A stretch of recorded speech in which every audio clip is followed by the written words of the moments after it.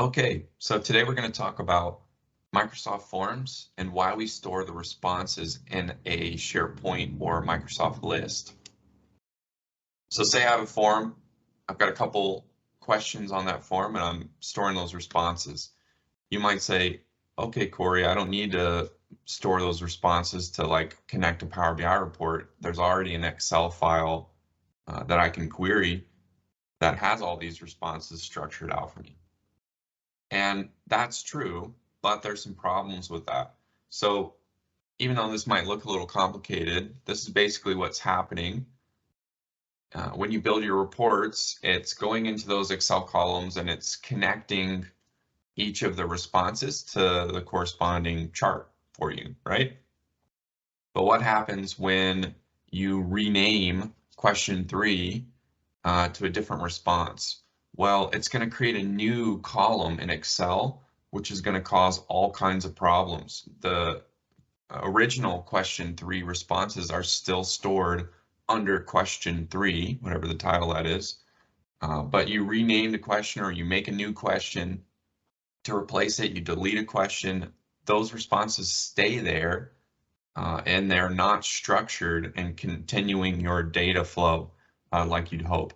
So, and you also can't connect to the data, add extra columns like after the form is submitted, a lot of things like that. Your flexibility is really limited. If you try to do it in an Excel file, you're going to have a bad time. So this is bad. We don't want to do this. It's not sustainable. It's not scalable. It's just a general bad practice. So what do we do then? We take our form and we connect it to a Microsoft list, or formerly known as a SharePoint list. And we create columns that are going to act as buckets for our responses.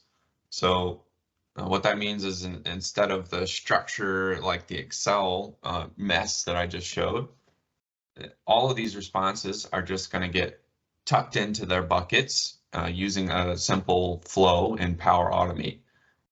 So now our data is properly structured and it's flexible and scalable.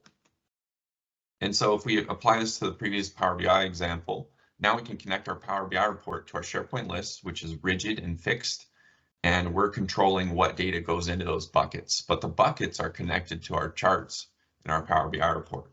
So even if we rename question 3, like we did earlier, that's not a problem because we can just tuck those questions into the question 3 bucket, and now everything is correctly structured and lining up how it should be. That's pretty much it. Thanks for watching, as always. And if you have any questions, just let me know.